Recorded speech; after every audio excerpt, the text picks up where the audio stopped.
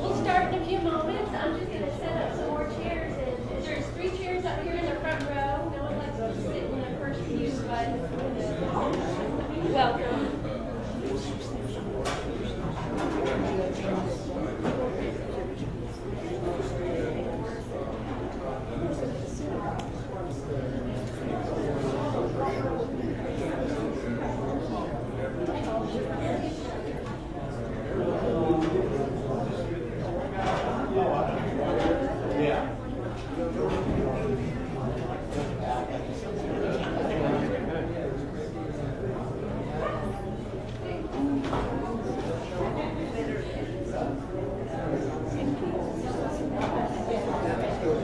Hi everyone, welcome. Thank you for being here. Oh, the TVs. Do you mind? Sorry, yeah. So, welcome to the new Winston Museum. My name is Catherine Foster, and I'm the executive director.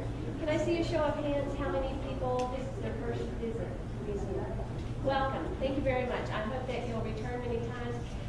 What really pleases me is that every program I see fewer hands, and that's so encouraging to what we're doing. So thank you very much for being here tonight. The mission of the New Winston Museum is to preserve, promote, and protect the diverse history and stories of Winston-Salem, Forsyth County through education and collaboration. We tell stories here. We tell them on the TV screens that we just turned off. We tell it on the walls. We tell your story. And so I encourage you to contact us if you're interested in being involved with the programs here. If you'd like to take part in our oral history project through an interview, we'd love to talk to you about that. So far we've collected about 57. We're working on a series right now, which I'm very excited about, the Memorial Industrial School, which was the original, it's called the Orphanage for Black Children. And we're working on a little mini documentary based on some of the living residents from that. So it's really quite an amazing story that came from, actually sprung out of Winston-Salem philanthropy. So there's many parts to that story. I am going to hush up. I'm going to make my quick pitch, though, about New Winston Museum membership. In 2 weeks, we will be unveiling a new membership program that asks for your help in creating this museum and continuing to build on what we're doing here now. It's about investing in your history. So if you're interested, please, after the program, please fill out the survey card with your information on the back. If you'll include your email address or your mailing address, whichever you prefer. But the survey card, we always want to evaluate how we're doing with our programs so we can improve them each time. So please take just a few minutes after the program and complete that. And we can either come around to you or we'll put them in the red bin in the back next to refreshments. So thank you again for being here. I'm going to introduce our guest now. Leonard Klein was born in Winston-Salem in 1935. His parents who had just come to Winston-Salem from Atlanta, Georgia, to open up a retail business, Camel Pawn Shop, because of the vibrant economy due to the industrial power of R.J. Reynolds Tobacco, King's Knitting Mills, and Chatham Blanket Mills that ultimately moved from Winston-Salem to Elkin. At that time, Winston was the largest and most dynamic city in the South. Leonard graduated with a Bachelor's of Science in Business Administration from UNC Chapel Hill. He spent 40 years employed in the family business, Camel Pawn Shop, before retiring in 1994. He now devotes his time to investing in financial markets, traveling, community involvement, golf, and exercise. Thank you. Richard Miller is a native-born son of Winston-Salem and is a third-generation business operator in Winston-Salem. His grandparents on his father's side moved to Winston-Salem in 1921 from Charlotte, North Carolina. His grandmother, Mrs. Ella Miller, was one of the first women business operators in Winston-Salem. She opened up a shoe and dry goods store in 1922. She settled upon opening a general merchandise operation in 1928 near RJR tobacco factories, and in 1931 relocated her business to 620 North Trade Street, where it remained until 1985, and it relocated in a larger space and moved it next door. Has the best windows. Richard's grandfather, Henry Miller Jr., was a tailor that made handmade suits and other types of clothing from his shop on 4th Street. Richard's father, Robert, took over operations in 1947, and it became a clothing store during that time. His brother, Nathan, operates the store today. Richard is a real estate broker and developer in downtown, mostly in North Trade area. He works in commercial real estate brokerage. He's a dog lover, and his hobbies include NASCAR, auto racing, which culminating in a book on the history of NASCAR racing. And I got a privilege, oh good, I'm glad you brought it. I got the privilege to work on a panel with Richard, and it was fascinating. I learned so much about Lemon Race Stadium. He was educated in Winston-Salem Forsyth County Schools. He has 3 brothers and is married to Cindy. He enjoys music, classic movies, and auto racing. Thank you. Jason Thiel is the president of the Downtown Winston-Salem Partnership and an active member in the advocacy organization leading the efforts to revitalize and strengthen downtown Winston-Salem business and recruitment, support, economic development, marketing, special events, and the implementation of the downtown bid. Jason joined the Downtown Winston-Salem Partnership in January of 2006 after serving as the Director of Downtown Development and Tax Increment Financing for downtown Fort Worth. Prior to working in Fort Worth, Jason worked for the city of Jacksonville, Florida, in several different capacities related to downtown development. Jason graduated with a BA in political science from Temple University and a master's degree in urban and regional planning from the University of Florida in 1997. He enjoys traveling with his wife Shayna, reading books, spending time with their 6-year-old son Ryan and 2-year-old son David. Thank you all very much.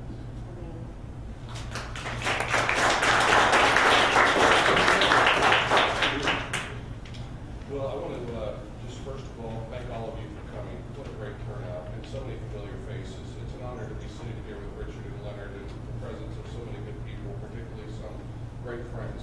And I really have a passion for downtown Winston-Salem, and so I'm very fortunate to be someone who has a job that gets to do something on the basis of their love for that job every day. So I'm a very fortunate person. I've gotten to know both of these guys. I know Richard from many different capacities, and I just am looking forward to this conversation. So I wanted to ask Leonard, he had some opening comments and also some things that he wanted to share with you. So let's get started. Well, basically, I thought we'd start off by giving a little vision of what downtown Winston-Salem was like in the mid-50s through the mid-70s. That's when the Jewish businesses were really downtown. And that's when downtown was exciting. Actually, downtown was vibrant. And when you actually went downtown, when I was a kid, it was kind of like in New York, except for the fact that people didn't live down there, but there was an awful lot of activity. Weekends, something on Liberty Street and in our area of 4th Street, sometimes you had to weave to get through the sidewalks. It was that exciting. Now, Winston, while they didn't have people living downtown, back in those days, the residential areas were much closer to downtown, so that it was easy. East Winston was right down almost to Patterson Avenue, where that is. South side was right into Salem. Then we had the western section, which was out 5th Street and so forth. But all of downtown was there to serve Winston because that's all there was. And at that time, like I said, at the time my parents came, Winston was the largest city in North Carolina. Now it's fighting to hang on to 4th. I think Durham is kind of touch and go right now. However, I still consider Winston as the crown jewel of North Carolina because there's very few places. Well, number one, the cost of living in Winston is less than it is in the other 4 major cities. That's number one. Number two, you know, we have excellent transportation. We have good city government. And of course, we have the arts plus the university system. We have 4 university colleges and universities. And there's anything you want here at a very reasonable cost. So I still, like I said, I think Winston is the hidden gem of North Carolina. Now, the downtown footprint back in those times was very similar to what it is now. In other words, we had Broad Street sort of was where downtown started on the west, all the way across to Patterson Avenue on the east. And then on the north, it was like 10th Street down to 1st Street. So basically the footprint stayed the same. And of course, the habitation down there did change. People don't realize it, but at one time, I mean, this 65 businesses that I had listed were all Jewish-owned retail establishments. In addition to that, Mike Brenner's here, and he brought the original, our first directory, and the names of people and businesses, and of course we missed a few. So I would imagine that the list could get up to about 70 to 72. At the time, there were like 4 department stores, 25 plus men's and ladies' clothing stores, 4 shoe stores, 11 jewelry stores, 3 major banks, 4 drug stores. There were 5 movie theaters downtown, 5 furniture stores. There were multiple restaurants and other service stores, and even some auto parts stores. So, I mean, it all was downtown, and it was pretty exciting. What about pawn shops? There were 3. And then there was one. Still just one.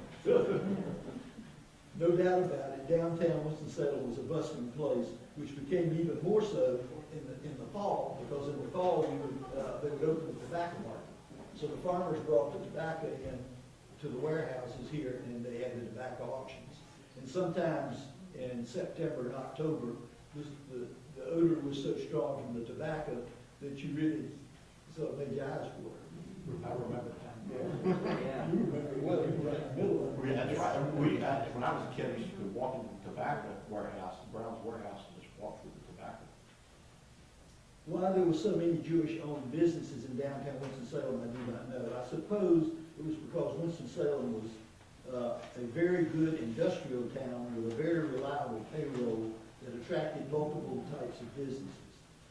This Winston-Salem existed for many, many years until the coming of the shopping centers, which caused the increase, as I call it, of de-urbanization in Winston-Salem. Shopping centers allowed people to migrate further away from downtown and still have access to their retail needs and a lot of the service needs. And I might mention that even if it's kind of interesting because now that they have a lot of people living downtown, they're missing the retail part. So that's what makes New York or Chicago or whatever it is, what they are, is that you've got the combination. And hopefully, as good a job as our city founders are doing in getting people down there, I hope they can be as successful as getting something down there beside the restaurants. Well, thank you very much, Leonard, and I wanted to turn it over to Richard now. What's so interesting is with the age difference that Leonard and I have, I remember a lot of these places. Most of these places were here as late as the 70s and 80s. So, but I remember things that my mother and father and my grandparents, or my grandmother told me. My grandfather passed away in 1950, but my father told me that business was so good downtown at one point when he was a boy. He would have to walk down in the middle of the street because the sidewalks were so busy because of the pedestrian traffic. It was just so busy. and you couldn't get down the street unless you walked in the street. So that was one thing that really stuck out that my dad told me about. He also pointed out to me about how many of the Jewish businesses that we had downtown, and we knew most of those folks, and would frequently, when I was a kid, would walk by many different ones, from Nathan Sosnick's down to Star Jobbing Company, Mr. Kolodny, walk around the corner up at 7th and Trade, across from where the garage is now, was Grossman's Records. Jesse Grossman had a little record store there, and then, of course, Mr. Resnick, Joe Resnick had Resnick's Records on Liberty Street, and Herman Falbaum. I remember Herman, so he was a shoe repairman, and he had a little place down on Trade where the I believe the Urban League is now. He had a little place there. Just so many memories. My father's cousin and uncle had Mears Jewelers, and also they had the Lefkowitz Tailor Shop, which still exists. However, it's owned by another party. As a matter of fact, Mr. Sundin is there. I believe he knew my dad's cousin Ernest Lefkowitz. But there were just so many of these businesses that were there in a boom town of early Winston between the 19-teens and the 1970s. I think it was indicative of small business back then, because these were mostly small businesses, and of course nothing is the same in retail anymore. My brother tells me nothing's the same in retail. Business isn't as what it used to be. The big chain stores have changed all that. So there's not as many of the small businesses, and that's what most of the Jewish community had, was small businesses, and they did well in the boom town. That's really, it's really fascinating when you look at the sheer number of businesses in retail. And I think Leonard hit on something that's really very telling to me, was that now that we've gone through the stages of growth downtown, we are struggling to have retail. And that is no secret. And we are evolving to that. But I think there's another side of that, is that this was necessary retail. Retail that you bought your everyday items. These are items that were important to you, whether it be jewelry or things like all the different things, your menswear, all of the different things, your home furniture, all of these different things. And I will tell you that only in the places in the cities where you have extreme density do you have what we call neighborhood support retail of any huge strength, where there are these numbers like this. And it's really a challenge. People live much differently today than they did in 1930. The invent of automobiles was probably one of the most improved, it was one of the best inventions in humankind. And there have been so many positive things about that invention. However, with every great idea, there are changes. Whether it be the cell phone, that has a change to your lifestyle. You've given up personal freedom because people know you have your cell phone. Cars did the same thing, and it created a transitional period for downtown. Downtown lost what it had. It never died. People say it died, and I kind of try to take that on. It never died.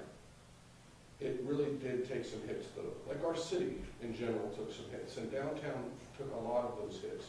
And those hits came in bursts. Some of those bursts, you could argue, would be the creation of large retail outlets like Thruway or Haynes Mall. When that happened, that didn't just happen here in Winston-Salem, it happened everywhere. So our story is no different than the story in Philadelphia, the story in any large city. And so I think what's important is that we want to get and talk about how we get back to that. Retail will be different because it's different because of online. But it also changed in getting back to the conversation today, is how many Jewish families in this town are still engaged in retail. So I wanted to talk about that in the transition of how we went from 65 or 70 and what happened to the families, and talk about the family stories that you guys went through and what your families evolved out of the businesses. You guys are still have family roots in the businesses, but I think this is a really interesting part of the story too.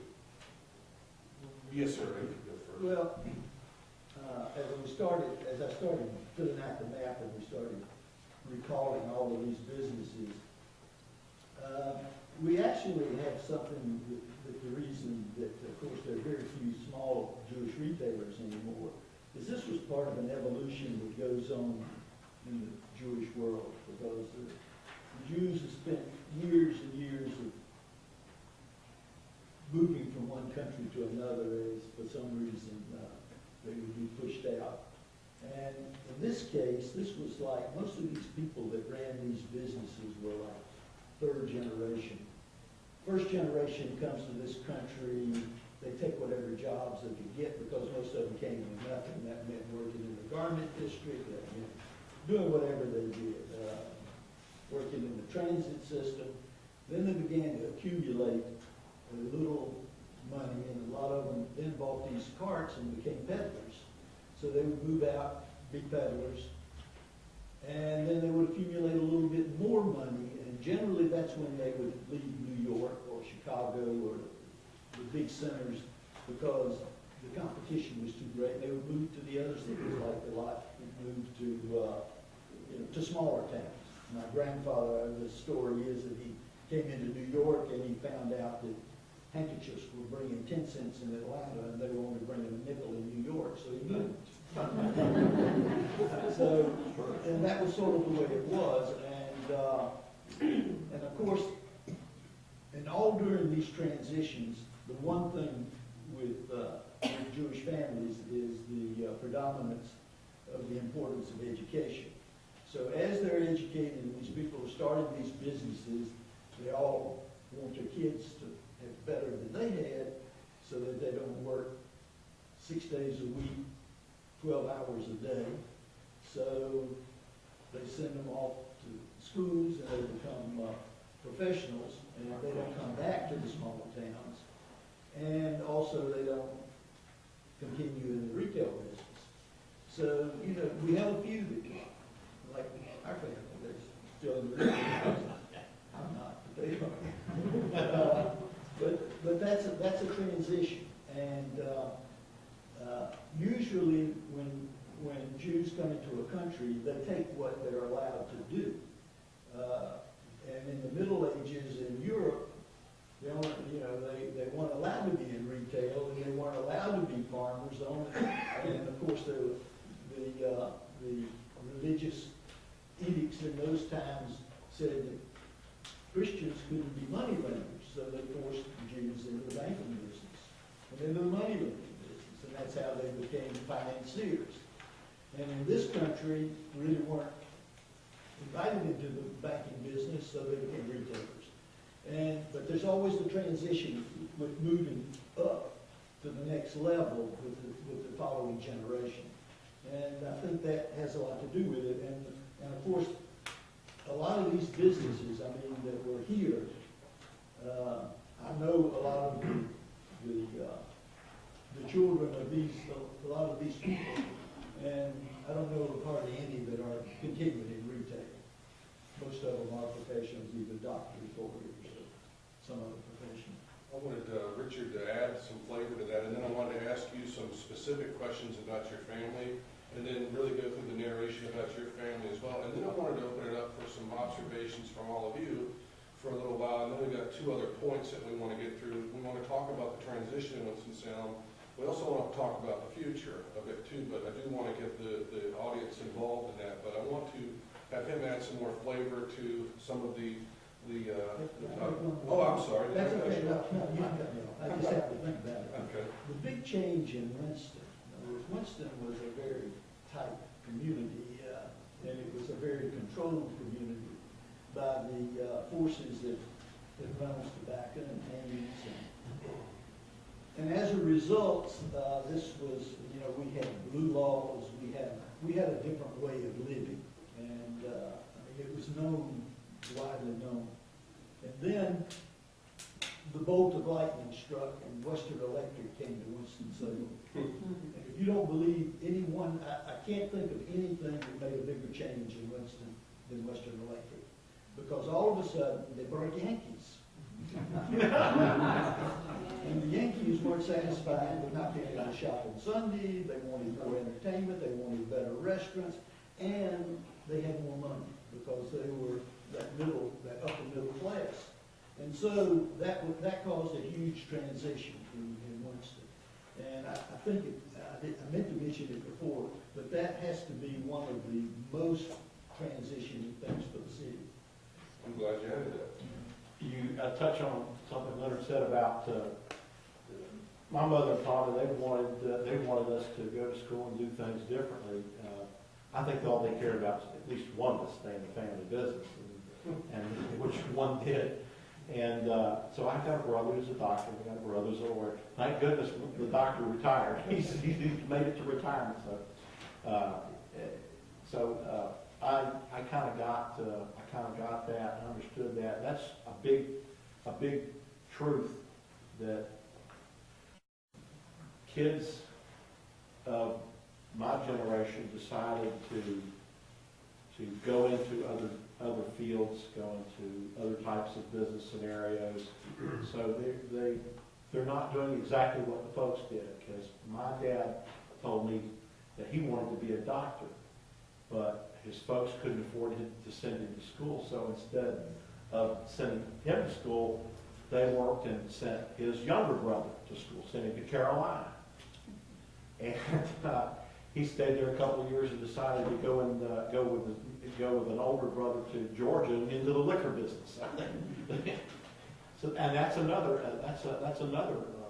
facet there that, depending on what state you're in, will depend on the business. In Georgia, they have privately owned liquor businesses, and so you can have those there, because my uncle had that in Georgia. Left Winston-Salem because he found there was more opportunity in that business down there. So Winston presented wonderful opportunities for my grandparents, but for my generation, we had to do something different, and it's evident today because we had a lot of professionals. Was it only one of your brothers could take the business, or was it that your parents were all worried that none of them would take the business? I think, well, That was the case. my mother, she really wanted both myself and my brother Nat to get into it, but I said, no, he and I we're on different ends of the spectrum how to run a business. So I would run it one way, and he would want to run it the other, and I'm sure that goes on with siblings. So your mother once said, "What am I going to do with that boy?" here I am. Leonard, But she said that about all of us. Leonard, in the Klein family, when did Camel Pond start? And talk us through what it's like to be a retailer, the challenges, the things, the schedule, the hours, the routine that you get into, one, and then talk us through the Klein family and who started it, what were they like, and how it all began, and when some tough times, some good times, and stuff like that. Well, my father started it in 1933, and he had been in business with an uncle in Atlanta that worked with him in the pawn shop. And because of the, let's say, the vibrant economy here, they decided to open a store here, so he came to Winston. So he was doing retail in Atlanta. He was in the pawn shop business. And he left Atlanta to come to Winston because of the great economy here. Right. In 1933. Yeah, well, it was great as compared to the rest of the country. In 1933, you guys get that. Yeah, in other words, cigarettes, that's one thing that they did, they smoked cigarettes. Winston did well during the Depression. Yeah. Did very well because of Reynolds and Hanks. Yeah. So was there a wave of migration? Like, if you looked at all of these, how many of them were here prior to the Depression? Not a whole lot, because I remember there was a Orthodox synagogue here, which I don't think, how many members do they have, do you know? There wasn't a lot. No, it wasn't a whole Might lot. have been 50 or 60. And then they had a little shul down on, it was on 4th Street, That's right. about a block and a half from Broad Street coming into town. and it was on the right-hand side. Right now, there's a parking garage there. And when the reform, as some of these retailers and a lot of these other younger people started coming down, they formed a reform congregation. Well, they couldn't afford any place, so the synagogue, the Orthodox met on Saturdays, and the Reform met on Fridays. And so they both used the same building until some of the members of the Orthodox joined the Reform, and then they were expelled. Then we moved to a few different sites, which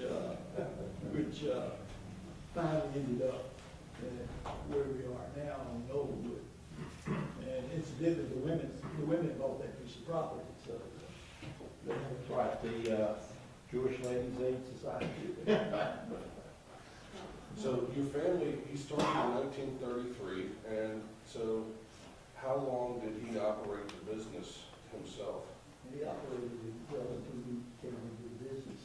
So he operated it until about 19 by himself. And my mother, she was a worker, and we had the help of a lot of the Jewish youth of Winston-Salem. Bert, right here, our local veterinarian, he was one of our employees, along with his brother. And along with almost every kid that went to high school. What would they do for you? What did They would come in, they would work as salesmen, they would help, do stock. That's all. you can get great guitar strings redone at Campbell Pond, if you didn't know that. If you want to get your guitar restrung, that is a fabulous place to do it.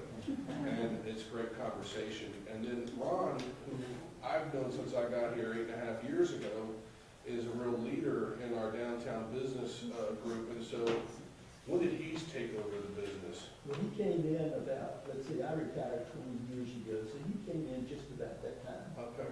So he's been there about maybe, I'd say, 21 years. So you've literally seen it all downtown on Liberty Street. Well, not only on Liberty, on 4th and Trade. Yeah. Yeah, downtown, we've seen it evolve. Who commissioned the mural on the back of the building?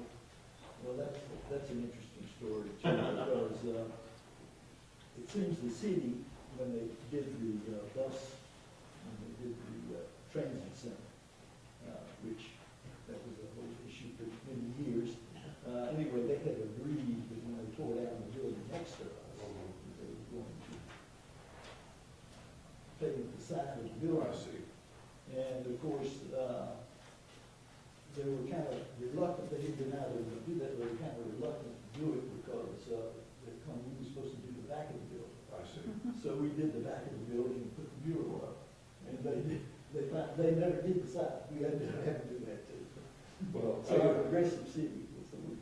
it's a fabulous mural. If you haven't seen it, go take a look at it. And just on the opposite side of it on Trade Street is the Mr. Imagination Wall. You probably remember when that was built, and it's, I think, one of the nice little things that it's one of those things just you might see downtown, and I like to show it to people. But it's a nice scavenger hunt item, by the way. Whenever there's a scavenger hunt, that's often on it. So Weren't y'all on Main Street at one time? We were on 4th. On 4th Street, near One where of the 4th and Church. We were where they built the Wachovia building, the first Wachovia building. That's what I thought my mother told me. That was another building. So I've got some questions for you. Okay. And let's talk about your family and when they started Miller's, and where were they before they were in the store on Trade Street? Well, a little interesting background. My grandmother and grandfather, Mr. and Mrs. Henry Miller, they came from Charlotte. My grandfather originally came from Liverpool, England, when they immigrated to the United States. My grandmother was from Atlantic City, New Jersey. Now, my mother was a Georgia peach. Her father was from Washington, Georgia, and her mother was from Augusta. That's where my mother was. My mother was from Augusta, Georgia, so she came to Winston in 1947, long after business had been started. But when my grandmother and grandfather decided, because they had a rather large family, in Charlotte. As a matter of fact, my great-grandfather started the first synagogue down there, was the first president in Charlotte. And my grandfather decided there were more opportunities in Winston-Salem, because like Leonard said, Winston-Salem was the king of the hill in North Carolina back then. So they came here and decided that Winston had a much better business climate. But my grandfather was a tailor, and he had a little shop. And so he decided he was going to open up his little shop, and he did his own little thing. So my grandmother said, okay, I'm going to open up my own business. And so she did. She opened up, I know it was, I don't know the exact location. I've tried to find it, research it for years, but I haven't found it yet. But it was near the Reynolds factories. And she stayed there about 3 years and decided, well, she had a lot of farmer traffic, and she felt that she could do better near the tobacco warehouses. So in 1931, she obtained a lease from the Nissen family. And by the way, the Nissens were the only ones that lived downtown at the time in the Nissen building. Well, in the large building? Yeah, in the large building. Ms. Nissen had a penthouse apartment, because my mother used to tell me. So, yeah, she had a big penthouse apartment. But anyway, so they leased this little space, which was about 23 by 120 feet. So they moved into this little small space, and I think the rent was like $20 out of tobacco season, $30 during tobacco season. But I found the original lease, and that's what it was back then, back in 1931. And she decided that she could do more business around the tobacco warehouses, because the farmers would come to town, sell their tobacco. They were loaded with money, so they're going to do their shopping and come and buy their clothes. They buy. Back then, she ran a general merchandise operation. She had, literally, it was a general store. She had stuff for planting. She had paints. She had housewares. She had toys. I remember going up in the attic of that store as a kid and finding troves of 1940s toys. Boy, I love to have had that stuff today. I don't know what they did with it, but there were a lot of these toys, and the last non-clothing item that they phased out was house paints. And they did that about 1970, 71, somewhere along there. But they sold a variety of different things. That was the year I was born. Oh. You have that much older. No boy. Yeah, I'm 42. But so they had a lot of different items during those early years, and then during the 30s there was such a boom. Later in the 30s, that my grandmother decided to expand, so she leased another space beside of it. They took the wall down and they had double the size. What year was that? I'm going to say it was probably 37, maybe 1936, 37, because they ended up having to contract down to the original one space during World War II, when my dad and his brothers all went into service, and his oldest brother had moved out of town, and another older one. He had two older sisters. One sister had moved out of town. One stayed behind, was holding the home front with the parents, and the younger brother was in college before he went into service. But unfortunately, during World War II, my grandparents went bankrupt, and they were merely subsisting, because the war years were pretty tough for them. They were literally living hand to mouth. They sell some merchandise, pay for the merchandise, and have dinner that night with what was left over. The way it was told to me. And my dad did all he could from being in service. And when he came home from the service, he came back and took over my grandmother's business. And his father, of course, my grandmother told me that when my dad went into service, his father came into because he had to close his business during the Depression. We did with my grandmother. He had went to his little office in the back there and just laid his head on his desk and cried pitifully. And he he didn't think he would ever see his son again. Because my grandmother said, well, your dad was his father's favorite. You know, and we all hear that, you know, at one point or another, somebody's got a favorite. So she said, your daddy was his father's favorite. And he was just emotionally drained from my father going into the war. And then when he came back from the war and survived, he didn't get shot. He became the company clerk, so he was the most popular guy that they protected because he was the guy that issued the leaves for the soldiers. That's how he was the only guy in his outfit that could type. He told me when I came in, I said, anybody here can type? And he said, I can type because he took typing. And he was the only one. And so that's how he got the company clerk. But when he came back, he found that there was business there all year, and business could be better. And so he basically came in and restructured my grandmother's business. And he got out of the things that didn't sell, the things that weren't doing well. And he took a very conservative-minded approach. And he and my mother married in 1947, and they just went in it together. And they just literally worked it by themselves with, it was basically family, because at one time in the 30s, they had a very large staff. I've got a photograph, I wish I brought a copy of it. It showed about 7 or 8 employees. And you'd think in a little place, you wouldn't need that many people, but they had that kind of business back in the 30s, because I've got pictures of people all the way out the sidewalk, out to the street. But during the 40s, during the war years, it was tough. And with my dad coming back and restructuring, finally made that business a success and built it up. And he worked very hard. He incorporated. My grandmother was not incorporated. And I'm sure that was a big hurt for her. And I merely discovered her being bankrupt by accident. She never ever spoke of it. And I think she probably wasn't very happy about having to do that. But not everybody did all that well during the war. But she made it through somehow. She made it through. And my father turned it around, and it flourished very, very well through the rest of his life. Simply by applying what he called just plain old horse sense of what does your customer want, and supplying what your customer wants. It's a simple rule of supply and demand. What do you have that the customer wants? What does the customer want? That's what you've got to supply.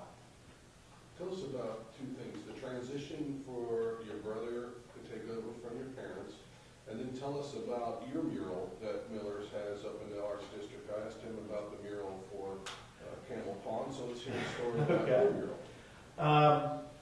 Well, my brother came into taking it over. It's kind of a complicated, it involves trust and all sorts of other things, but my brother really took it over upon my parents' death. Upon my father passed away, my brother really just had to get in there, because my mother was not well when my father passed. My father was only sick 4 days. Because he once told me, he said, I hope you never have to, I want my kids to never have to take care of him. Because he had to take care of his mother. His mother was an invalid the last 3 or 4 years of her life. And he said, I don't want my kids to have to do that. And he was only sick 4 days. When he passed away, my dad was the salt of the earth. He thought nothing bad of anybody. His body was somebody to him. And he didn't believe in segregation. He didn't believe in being mean to people. He just treated everybody like they were. Everybody was the same. Never had separate waiting rooms or dressing rooms. Never had a separate bathroom. We only had one bathroom. That's all it was. So everybody had to use the same bathroom. Anyway, so my brother took it over, and my mother was not well. She, even though I would bring her to town, she struggled every day, and finally she succumbed to her cancer in 2007. And so my brother has been kind of, he's working it on his own, and he's doing the best he can. He hangs in there pretty tough. He's got health issues, but he hangs in there pretty tough. He's pretty tough coach. Well, and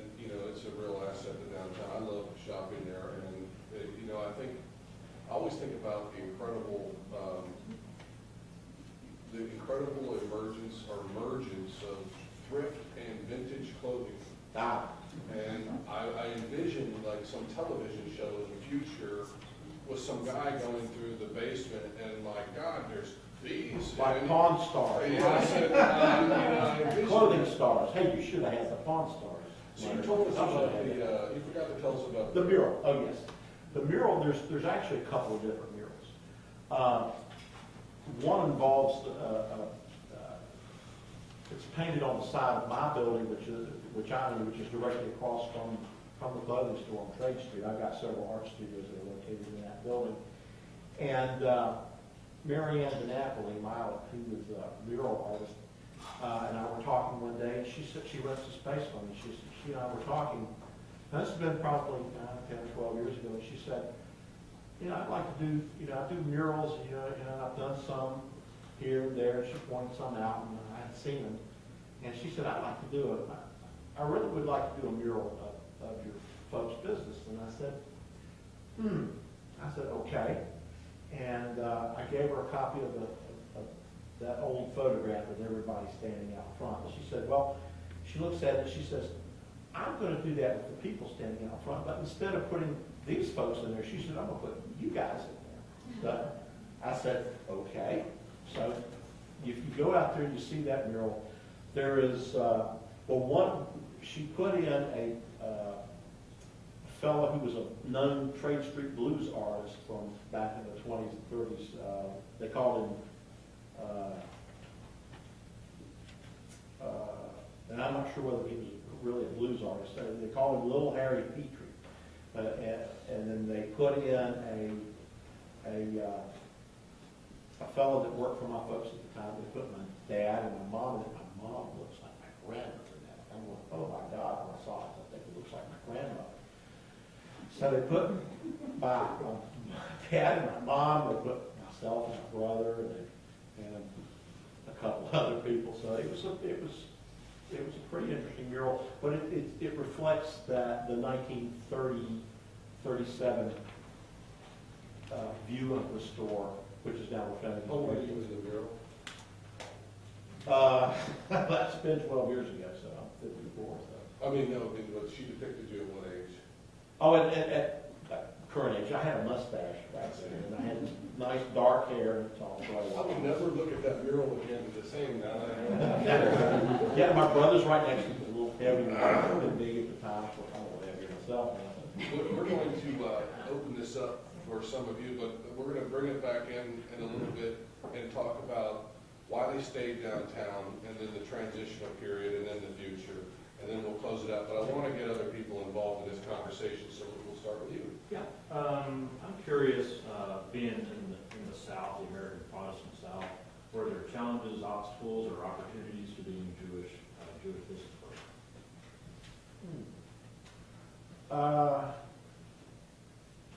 You had some business operators downtown that although this was, I didn't find this prevalent. I don't know if Leonard before his family would have found it prevalent, but there were some that didn't appreciate the Jewish business down the street from them. They thought it was competition other than just normal competition. But I didn't find that as prevalent as probably smaller towns in other states might have found it.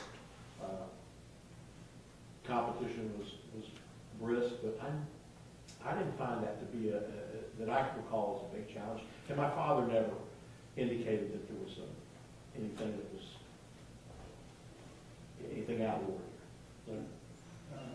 Well, we didn't experience that sort of thing either. Mainly, that was the one thing we were enjoying. All the businesses downtown, most of them were at that point. Show them the map. Yeah, I've got a map You here. handed it out. And we got, when my brother and I started doing this map, we started putting dots where different stores were. But this is 4th Street. You probably can't see it. But both sides of 4th Street all the way down were businesses. And then Liberty Street was right here. Those were all Jewish businesses again, except for Woolworths and Savers, and of course we had some drugstores downtown. But it was It was pretty predominant. It's safe to say that it was not a very good time to go retail shopping if there were, the synagogue was having their services at that time. Yeah. And I just think it's so great. And we have you have been raising your hand, so yes, sir. Yeah, I wanted to respond to that just a little bit. Great. No, you need to know a little history of Winston-Salem to understand the Jewish community. How do I say that? When the Moravians living in the little country of Moravia, which is called Germany, were experiencing religious persecution to an extreme where there was a fellow named John Huss that was burned at the stake because he wasn't part of the rest of the religious people in that area. And there's a fellow named Count von Zinzendorf who had some land, thought he would sort of make a gesture of giving it to the Moravians if they would come and settle in Winston-Salem. Of course, at the time it was only Salem, which comes from the Hebrew word shalom. Is that what it is? Growing up in Winston-Salem, I never once experienced any degree of feeling different, anti-Semitic, if you will, of all the other kids going to Ardmore School, Reynolds High School, was no different than any of the other kids. I just can't help but believe, because of the founding fathers of Salem and then Winston-Salem, has had some sort of an effect on people of different religions could live in a community in harmony and whatnot. Thank you very much for that. That's really good information, and that's really. Does anybody else have anything they would like to share or ask? Yes, sir. I would like to ask, with all these Jewish merchants, do you think that most of them came to Winston-Salem to open these retail businesses, or in some cases, did they come down looking for other work and they couldn't get hired because they were Jew? So they. Most of them that I know came here actually to open businesses, or they came here to own businesses that were, like K's Jewelry was a chain, and we had some of that. But mostly, I think they came here to open businesses. Anybody else have questions in the back there, in the far back? Did most of the merchant families early on live downtown? Like, did they live other than shops or nearby? I can answer a little bit on that. My father and my grandfather and his family, they lived on 8th Street back in the 20s when they came to, it's kind of that little area where it just starts to become residential away from downtown. North End, it's where the district, anybody who knows anything about downtown, the district. The parking lot right there between the district restaurant and that little building, that other building, that's where there was a house in that lot where my grandfather had rented, and my father and his brother used to, because across the 8th Street right there was the old fire station, the downtown #1 fire station. And my dad and his brother used to ride the fire trucks to the fire. The firemen would let them ride. So in our case, my grandfather did live close proximity to his business, but not right on the park. Most didn't. Most did not. That did not. Yes, ma'am. I'm just interested in all of this is picture the very oldest. You have to answer that one. While you're thinking about that, I can tell you which one I think I like the name the most is the one that Leonard brought up, was the Urban Socks and Locks store. So There wasn't a whole lot bigger than this table. You sold socks, ties, and you had a little refrigerator there, and you sold delicatessen. Let me point out before we get to the next question. do you guys know which one the oldest one was? Yeah, I don't. He'll get to us when he figures it out. Was that the whole question? Okay. One of the things I want to comment on, I mean, right here are 4 people right here that have known me since I was a child, who I adore these people.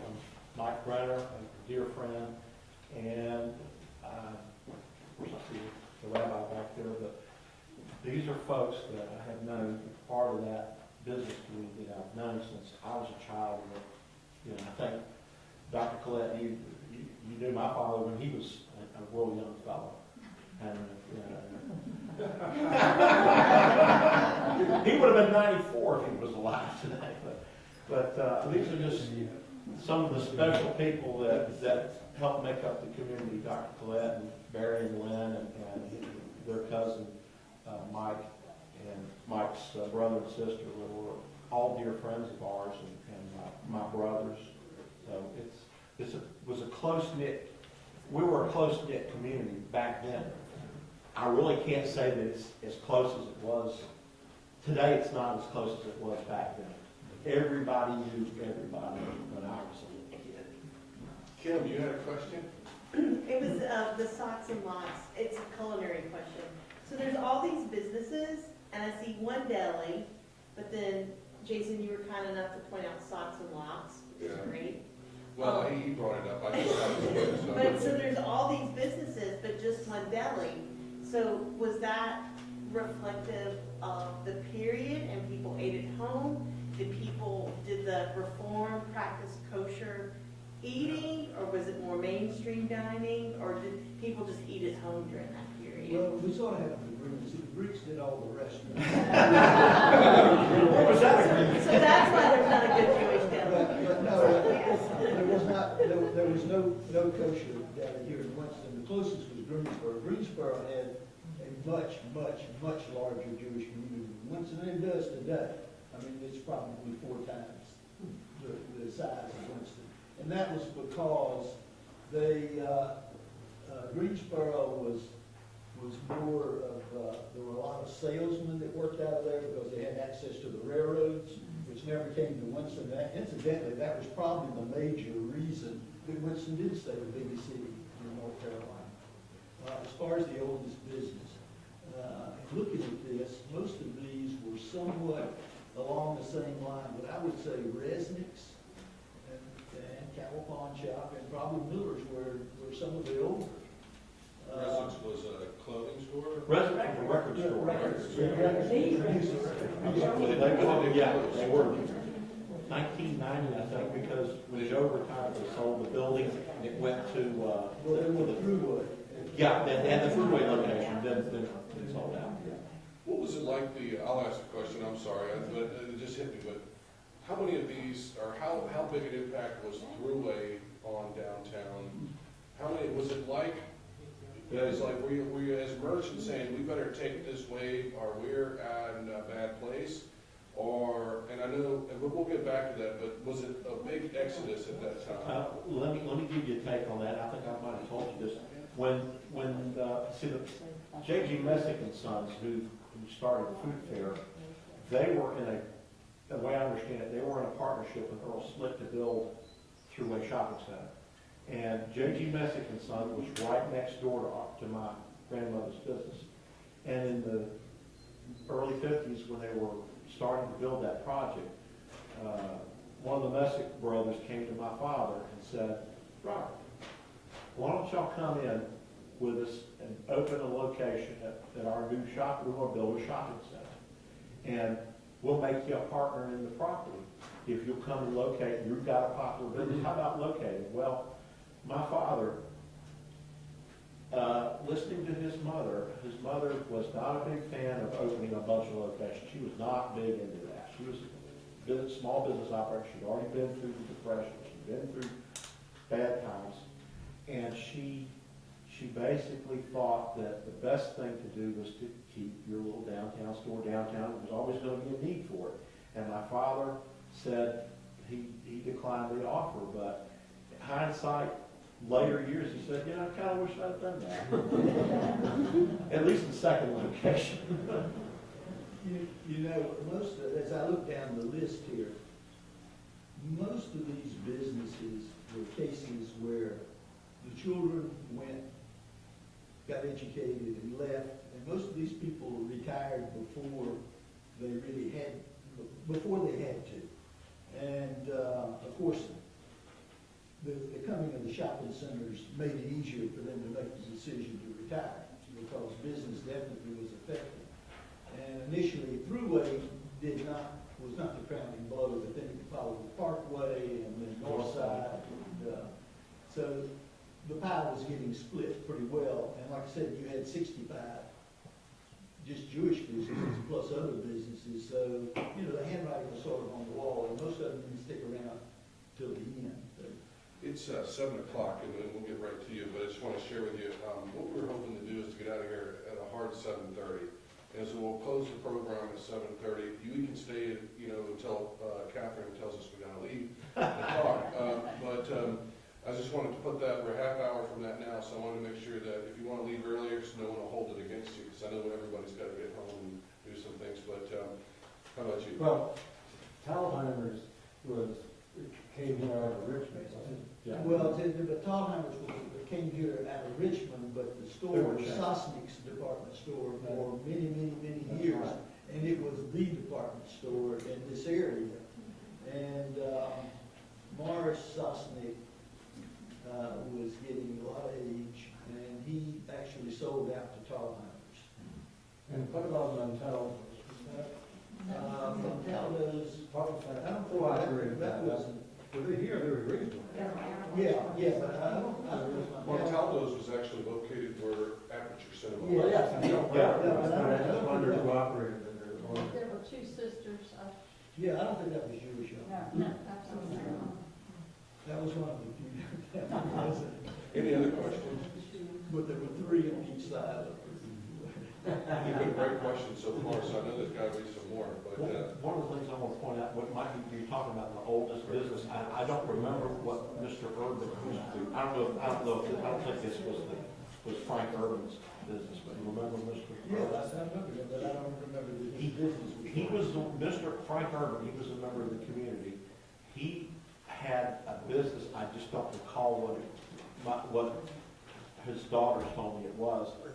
He had a business immediately adjacent to the old city hall. I think there's a picture of it, there's a piece of it right there. That was at where the Reynolds building is now. And he would not sell his building when Reynolds wanted to buy it to build their building. And so the engineers were working around it, and apparently they got too close to the foundation and collapsed the whole building. And there were lives lost. it's terrible. I remember his daughters telling me that. Catherine? I had a question. In the conversation with Mr. Klein, when we were preparing for this, I found out that the merchants were kind of very active in forming local advocacy and policy in downtown Winston, and I was wondering if you can share some of that with us. Well, it's not a case of, what we were talking about was, at one time, all of the stores on a Wednesday afternoon closed at 1 o'clock. And of course, that went on, I think that went on till the blue laws died. And then there were sort of, then the shopping center started to come, so that also forced them to do it. But I mean, for years, we closed on Wednesday afternoon. But they were open 6 days, the other Oh, yeah, they play golf on Wednesday.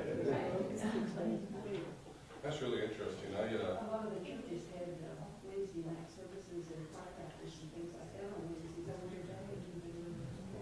No, I don't think so. Just, I think that was the golfing afternoon. Hey, before we get into the final part, does anybody else have any questions? I mean, there's so many great questions. There you go. A couple years ago, I went to the West End, and we have a historic house, and on the plaque that says it was the Abraham Cohen House, and I hadn't found much information. Spell the code. Well, on the plaque, it's spelled C-O-H-N, but, C-O-H-N. but I think it's supposed to be Cohen, not. No, but that is a common spelling. I mean, it could be Jewish and Hebrew, but I mean, you have to realize that my daughter-in-law is from New Orleans, and when their family came to New Orleans, there was X amount. There wasn't enough business there for that, so a lot of them. There was a time in the history of the Jewish population of the United States that is sort of depicted in a book called The Jew Store. And it was very common for these people that came in, there were distributors or wholesalers who were willing to send merchandise to these stores. And, you know, they had a trust thing. And Nashville was a very big center, and all these small towns, they would go and they would open a general store, and that would become the Jew store. There were quite a few in North Carolina. They would be supplied, and there was a back and forth thing. So the reason I mentioned New Orleans is when her relatives went up to Mississippi and opened up these little Jew stores or general stores along the Mississippi, they intermarried. And there was a lot of Catholics that lived along the Mississippi, so there was a lot of mixing. That's probably what I didn't know happened. if it was any relation to the Abraham Cohen jewelry store, and I just was trying to pronounce. Well, that coin was C-O-H-E-N. Really, you lost observed still at a time when the way came in and all the department stores came in. How long did you observe the blue laws in the street? Oh, the blue laws went right after that. Actually, blue laws went pretty quickly after Western Electric came. I think that was more like a deciding thing. They wanted to be able to shop on Sunday. They want to go to a drugstore, they want to be able to go to a drugstore. Well, that's, But I can remember alcohol sales on Sunday changed when we got the Panthers. I mean, in my opinion, blue laws were still in full effect in my lifetime. you still can't buy beer until 12. No, that was North Carolina. Yes, that's right. Just kidding. When we got the Panthers, alcohol sales went from one in the whole state. That's because they opened up the stadium there, they had to sell. Right, but to me, that was a blue law. I mean, and that was what, within 10 years. Or a residual. Yeah. Blue law. All right, so let's get back to the final program. I mentioned that we're going to talk a little bit about the transition to Winston-Salem and then go into the future. And we've got some time left, and so I want to talk about the transition of Winston-Salem and the corollaries and the comparisons to other downtowns. And so I'm not going to give you the long spiel on why downtowns fail. I think a lot of you know that, but in a lot of ways, we talked about cars earlier. But let's also talk about retail in the future and how retail is going to change, because I think that's as interesting as anything else. And I think what I've learned is that retail is very much based on technology, particularly today.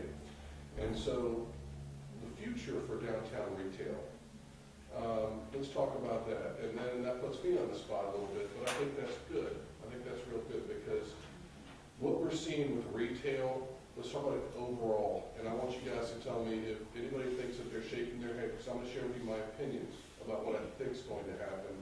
You guys feel free to challenge me, but what I think is happening. Shopping is something that, in large part, either there is the utilitarian shopping, we have a disposable shopping mentality now, and then we also have a quality shopping mentality.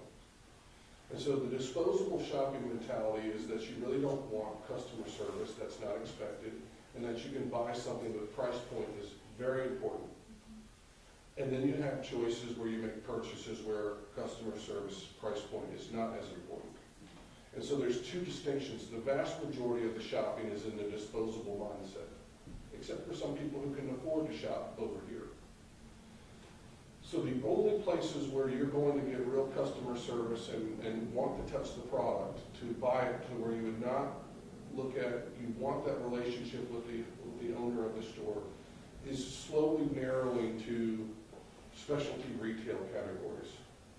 Okay, so the only places that won't be large conglomerates, or maybe regional conglomerates, or chainlets, if you will, are going to be specialty retailers. Now, the restaurants will always be different, and restaurants will always be different. And then, like I said, this is not law, this is just a theory of mine, and there will always be differences of that. But retail, there will always be those people that are interested, and those products will always be specialty retail products. We have a lot of those great stores in our downtown Winston-Salem. That is our competitive niche in retail, is specialty, high service, let's meet the owner of the business retail type. Then you've got the rest of the world continued proliferation of convenience purchasing in bulk. You don't shop for groceries every day any longer, right? So I'm going to transition this quickly and talk about where, what does that mean to this conversation, and why did people transition out of it? And I would argue that it almost happened because retail changed. The Thruways brought in the beginnings of a corporate. Tallheimer's was a corporate entity. This was not their first rodeo. They had been in many places. So you started to see a transition. Trucking, roads and trucking. Trucking is pretty important. Products, when they're trucked, you can buy bulk. And I mean, I'm not going to insult your intelligence. You guys all get it. But at the end of the day, now we're talking about drones delivering things on Amazon. And I still don't know if I quite see that. I don't know if I quite see that. But the conversation always comes back to groceries, and I got to include that into the story. But I want to shut up now and let you guys twist on that a little bit too, because I've really brought up a lot of pieces there. So I want you guys to talk about that too. Let's talk about the transition time. You guys kind of talk about what you want to. Well, it depends on people, but now when you talk about retail downtown, it's a different thing, because you've got people that are living in condominiums or apartments, and they got smaller, they're not interested in buying a lot of bulk because they don't have that much room. So really what it is that a few retailers, what they have to do is open, if they fill a need and at a fair price, little by little you will build up. I mean, it's never going to be like it was, and you're always going to have a lot that you're going to have some, everybody talks about online buying, but if you take online, all of the online buying compared to all the buying that is done, it is still not a huge, it's not a huge percentage. It'll get bigger, and that's true. And but there's a lot of people that want the service. They want to be able to see it, try it on. They don't want to have to box it back up and send it back. So there's still a market for the retailer. But it's going to be a small retailer that's It's going to be a whole lot different with the advent of the internet, and it's just like Leonard said, not everybody's going to want to order it online, although I find more and more people ordering things online, and that hurts. That does hurt the small business operator, but there are people who still have a loyalty towards the local small business. Jason, you're involved in all of this, the commercial and the residential downtown. Don't you think that the growth or rebirth of retail is going to be dependent on a critical mass of people living downtown? Yes, I mean, that's what you got people who want to business. Yeah, clearly. That really is. that's why you want a grocery store downtown. We had one. We had A&P. Remember the A&P on Liberty Street? The grocery store question, Mark. So Jason, with Master and Sport coming in, what does that do? How does that change the game? And when people come downtown for the restaurants, or go to the ball game, or go to Aperture, might they not start adding some retail to those I trips? sure hope so. And don't get me wrong, I'm very bullish about retail downtown. What I'm trying to explain to you is that it'll be different than it'll be different in many senses. That it's much more likely to be the person owning the store is the person talking to you while you walk in the store. Now, there are cases, and I've been to Asheville Urban Outfitters is one that has an urban affinity. There are some stores that just won't, because what they look at is two statistics. They look at household income and education attainment. That's the two big ones that retailers look for. Now, you mentioned something about housing units, and so let me give you a statistic, and this one's really very interesting, is that in the last 8 years, we've had 800 housing units built downtown. And those have all been, in part, they were all built like 30 to 60 to 100 at a time. And you know the buildings, it was the factory loft, the Nissen building, the gallery, each and every project just built that accumulated. And so we have about 2,000 residents, units downtown. Now that includes all of the units. It includes West End Village, it includes West End, it includes Holly Avenue, and Crystal Tower. So if you peeled all them out, it would give you 1,200 units. So there were 400 units, we built 800 more, so that's a lot of numbers, sorry to confuse you, but now, under construction, this very day, there are 600 housing units under construction today. So the inertia, the word is tipping point.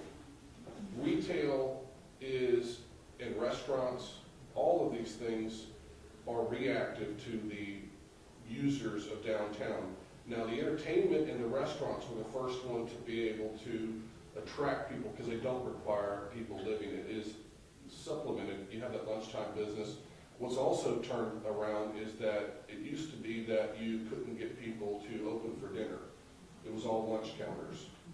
Now we're having a harder time keeping people open for lunch. They just want to be open for dinner. That's a big difference.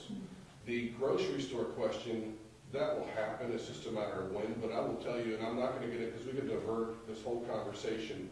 Grocery store is a very complicated word, first of all. All right, the grocery store question, I will just tell you that I go into Washington Perk every day and had a lot of people tell me, if you bring this product, I will buy it. And they're not buying the things that they said they would buy. Because you know why?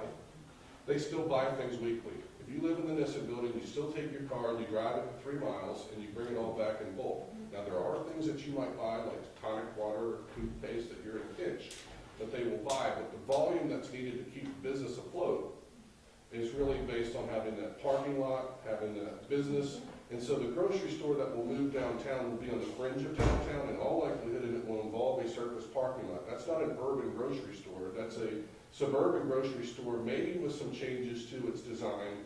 And I won't go any further than that, but it's a very complicated topic, okay? And I will tell you, I've talked to every single grocery store in America, in many different cities. And what could even throw us into a whole different conversation is the Publix over here. You know, you start to get into circles of trade when you're within 1.5 miles of a new Publix and a new Whole Foods and a whole other thing, is you start to get absorption issues in the whole thing. But I won't go too far with that. I just did though. All right, so go ahead. But, and it's related to this, because I think the challenge still with retail, even though I think Marcus is right, that the more vibrant the downtown becomes, the challenge is always going to be location for these specialty stores. If you say the small downtown stores need to be the specialty stores because we have these wholesale consumers over here, but do people want to go downtown for those stores? If there are these circles of commerce out in the suburbs, so that's still a challenge, it seems to me, even with a vibrant. You're so right about that, and I didn't answer Mark's question. I got so excited about the grocery store thing. You got really excited. I got so excited about that, but the mass thing, what that is, we have many different retailers, and getting the incentives for mass to come here was hard because a lot of people have been here for a long time, and you know, that's hard to sell something to. What it was though is we were in competition with every city in the Southeast Atlantic coast area for that particular brand. They expand every 5 to 6 years. They have typically like a 15 to 20,000 square foot footprint, and they have what I think is the epitome of a super destination oriented specialty brand. And so what it is it brings, much like Mellow Mushroom did. I would argue Mellow Mushroom had a very chilling impact on the PM dinner hour. What it did is it woke people up. Although the brand, you know, people do like brands, and downtowns have to be careful about how much brand they have in their storefront presence. And that leads right into the question you're going to ask, is that retail is also very dependent upon having affordable rent rates. And one of the things that you've got is, that's a very sensitive thing. One of the things that I learned, I went to Minneapolis, and I won't get too far with this either, but they were happy about Target opening up in their downtown and have a double-decker urban Target. That was certainly, the Target is everywhere in Minneapolis, so they also opened up one in Los Angeles. There are equal and opposite reactions, like the automobile and highways. The 2 double-decker super Target in downtown Minneapolis on Nicollet Mall had an impact on smaller retailers.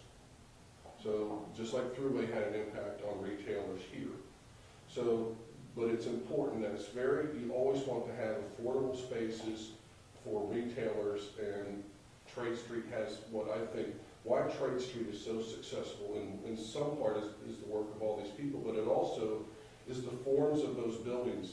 They have many vertical 2- and 3-story buildings with small 30-foot wide storefront facades that stretch for 2 blocks.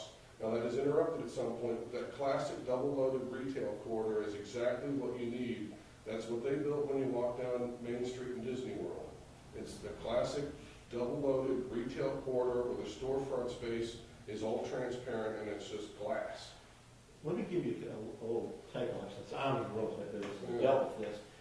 One of the issues with some downtown retail is the cost of renovation. Right.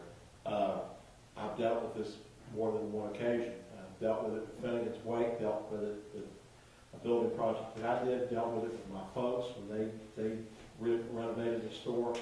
The cost of renovation does dictate a lot of what your rental rate will be or what your price will be. So, and with building codes being even more stringent and more difficult to deal with, retrofitting an 80 or 90-year-old building is extremely difficult.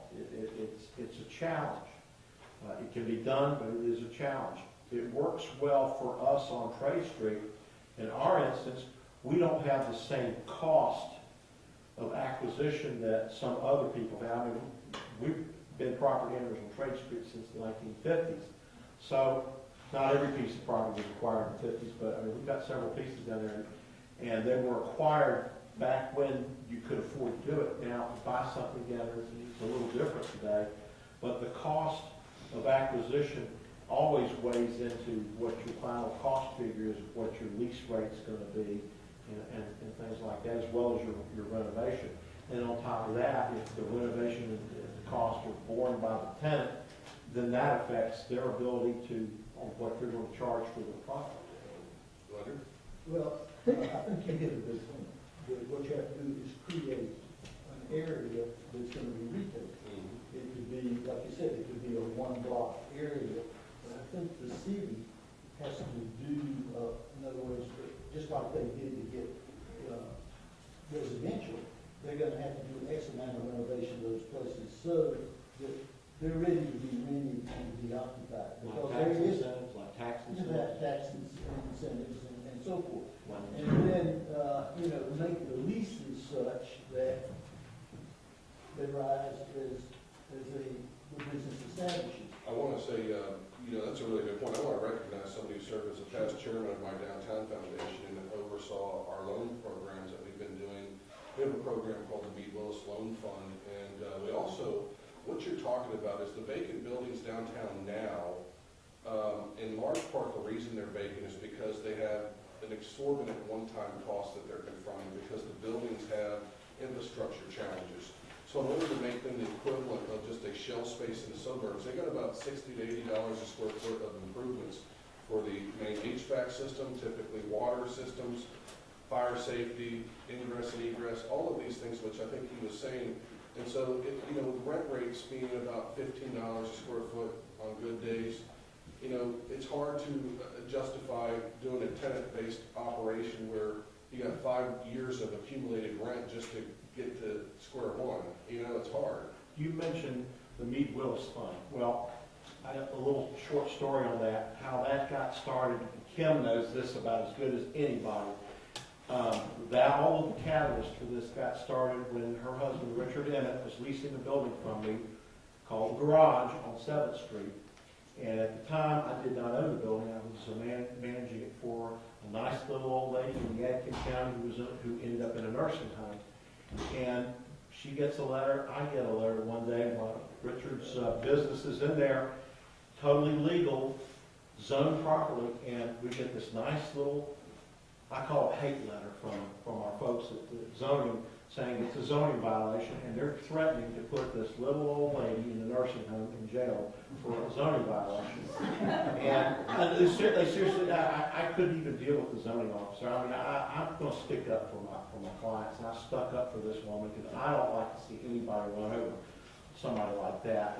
And I remember, I think Kim knows about this as well as anybody, but her husband and I and the daughter of the building owner, we went to the city manager, and I really kind of hit him hard with my quote was to them, I said, I looked at Bill Stewart, the city manager, and Paul Norby, and many of the folks in planning and zoning, and I said, how many empty buildings do you want downtown?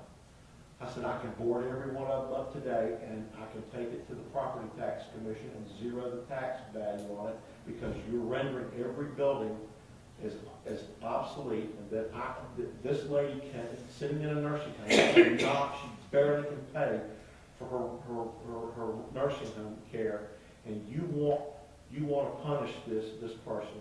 And so that kind of was the catalyst to establishing I think they adopted the New Jersey Code, which gave some relief to stir the That's why you road. still have the double doorway there, though. You Oh, know, yeah. Always, because you have to have two doors. Right, well, we had a garage door there, and it was so much safer with that big garage door, it really was. But What do you think the property tax difference is with the Traders Row offices versus the storefront church / catering business / where the preacher lived with his mistress and got kicked out of the house? yeah, I remember that. His spot was shut down Yeah. because of the It's church. like a television plot. Yeah, subplot. But let me finish this. But that's how the Meade Willis Fund got started, because folks like Phil Haynes and some other folks heard about the plight of the garage and said, let's come to the rescue, and we just kind of made it look.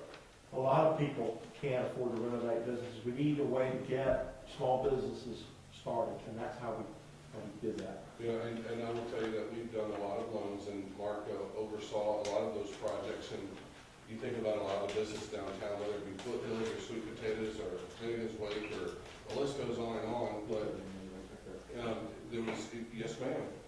To get back to what we came about, I'd like to remember that many years ago, if a young child wanted blue jeans, you had to go down to Miller's Variety Store. And if they were Belmont, they Because would. nobody had blue jeans then, and it was not considered a ladylike thing to do, but you had to have jeans. And it was a trip to go to Miller's Variety Store. Well, thank you for adding that, and we were getting a little off topic there, so I wanted to bring this to an end, unless somebody is just dying to say something, we're going to close it, but I am going to just let Richard and Leonard just say something else, and then we'll turn it back over to Catherine, but I want to say thank you. It's, if you want to get involved in downtown, reach out to me, and all you gotta do is Google downtown Winston-Salem, and it'll come up. My name is Jason Thiel, and call me if I can help. Go ahead, let them These start. guys finish. Well, I think you said it pretty much, but the only thing I would really like to see is some effort made to put us, when I say grocery store, there's a lot that can come to mind, and I have seen some small neighborhood grocery stores that offer a wide thing, and whatever grocery store opens down there will quickly learn what they can sell and what they can't sell. That's true. You know what I mean? And they're not gonna compete with the major grocery store, but everybody needs something at some time. They sure do.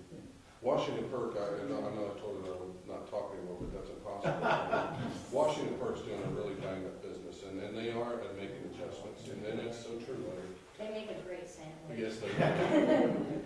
I'll kind of end it by saying this.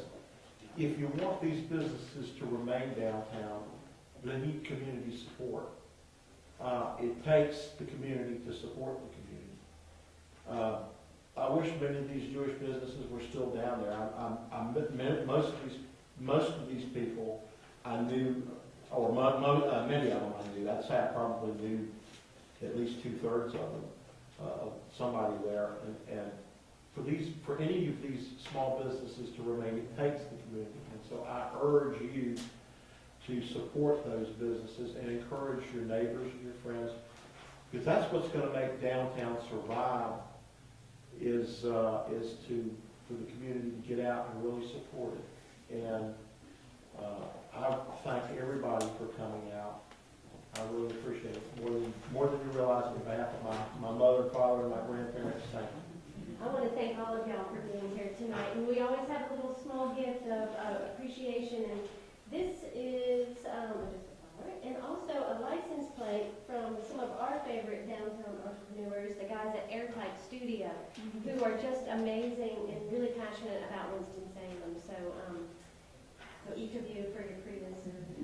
I'll put that on my 1930 Model A. Well, there you go. How about back at history? So thank you all very much, and I'm sure that you'll entertain questions from the group in between. Please don't forget your surveys and also your contact information so that we can let you know about our membership program. Shameless plug. It's a great historical book. If you've never been involved in or never been in anything with the motorsports, at least you can see the Winston-Salem's motorsport history. Is this a book time? Yeah. I got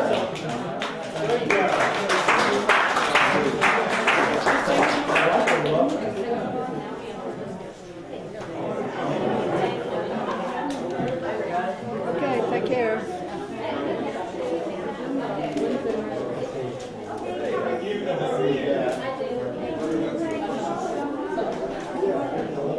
Thank you for coming out. I'm good, I hope you are. Hi there. How are you? Isn't it interesting? And Miss Coleman worked downtown. Hi, sweetie. Good to see you. Am I? Well, it's going to be the School of the Arts for almost a year coming up. But this is, yeah, isn't this neat? And how are you? Get the schedule, get on the map.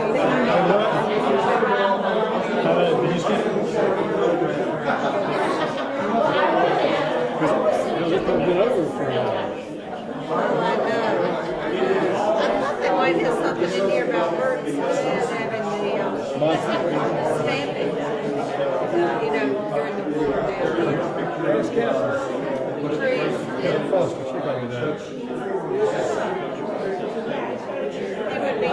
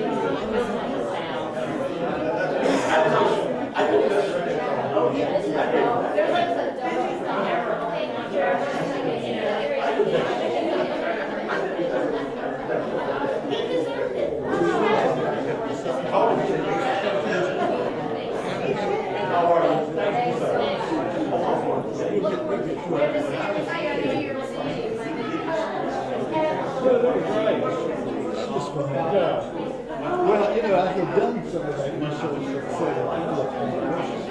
and that's where the list came from. They never asked. She hadn't seen me. Was that really, I don't know, that was small. I thought it was going to be, people grew up in this small towns here. And then she says, police runners on the ground. Police going to be allowed. That ain't exactly reasonably what to say. We'll have to see what it is. So I have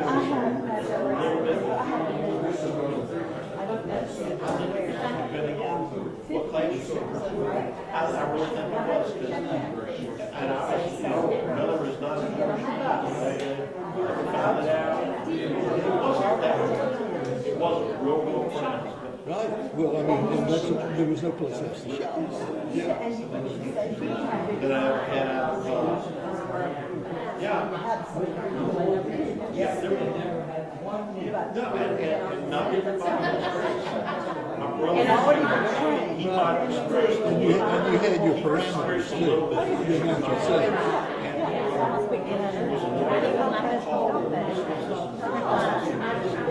We're talking 60.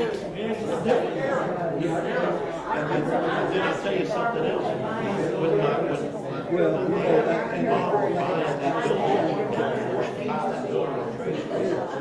It has to be some kind of destination. And if you have a shoe store that specializes in narrow widths for ladies, yeah, because they can't find them anywhere. And the same thing with men's shoes. We would get, you know, learning outfits. James, Go back to the sales. Leonard, I want to take your calls and take orders. Good to see you. How you doing? Yeah. Are you doing okay?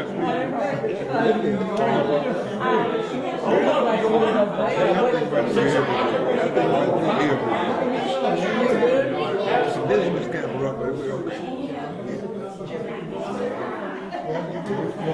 And y'all were downtown too originally, on the northern next downtown. The yard originally was. It's nothing going on here. But it's like, I was going to bid on, nothing. How you doing? Really?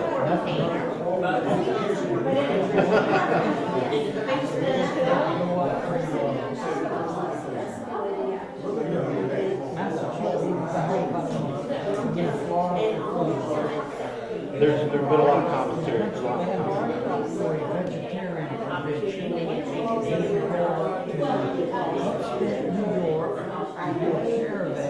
I know Jim later.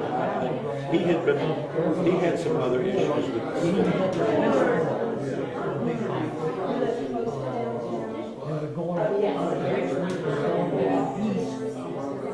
Doc's High School class reunion in Elizabeth City.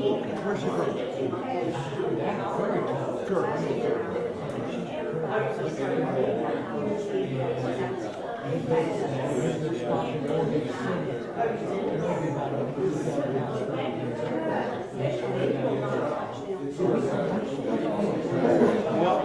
Let your thoughts be nothing. I'll look past all your comments till the Arts District Association. Well, we had the gallery hops down Trade Street that used to not block the street off. Somebody started insisting on blocking the street. Well, You can go out of Florida, me per out of se, Miami. because I don't We live didn't go out downtown. this time, we went out. Downtown, but I got dogs. I gotta have green space for my dogs. I live in Winston-Salem. Oh, what they did was, they stopped, you were not, You gotta have some kind of, some events you family gotta member walk can't off fly, with they the were having music. they don't have bees everywhere. So we had to go to the corner. Oh, you know, the cycle race? Go down Jefferson and everything, in the United States, so they don't have to really trade money. Well, they were using the euro. No, they were using the There was a $5 lot of people that had a lot of that comments about was this banks that schedule. were accepting the money from those places. Yeah, I thought you told me in Cuba itself, you could spend the You euro. could spend the euros and convert, yeah, dollars. Can't get it. Switch it over to the C. Wife okay? Yeah, she did. Did you see Doc? No, I didn't see it. What's this? And they were told, you know, all the ways that, you know, we make sure that we're contacting them. All of this is a done deal. We've had a lot of discussion about how it's a real delicate balance. And I told them that there's got to be ways to kind of compromise things where they can have some of this, and they can do more communication. They need to maybe consider where they put the events as opposed to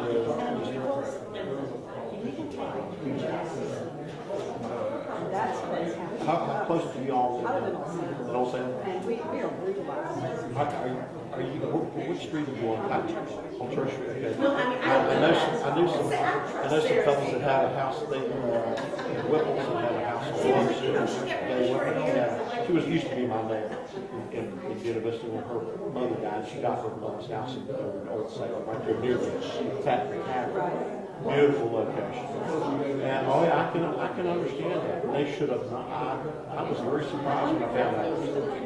No, I mean, that's Saturday night. Now, and all of these are for good causes, but the money, You're talking about the charity events too, right? yes. Oh, let me tell you, they tie up, I can't get out of my neighborhood in Buena Vista because they have all these fun runs, and it drives me mad, it drives me crazy. I'm going to the public safety committee to complain to the city about that. Because people that are handicapped, people that are elderly, people that have, they work all week, and then on Saturday, they're going to run their kids, they're going to the grocery store, and it's, We're not doing anything, but I just requested by people in Washington or New York, and they always tag on to a local charity, so if you send up Richard's like, I'm bigger than that. I'm like, I don't know. because you don't really know.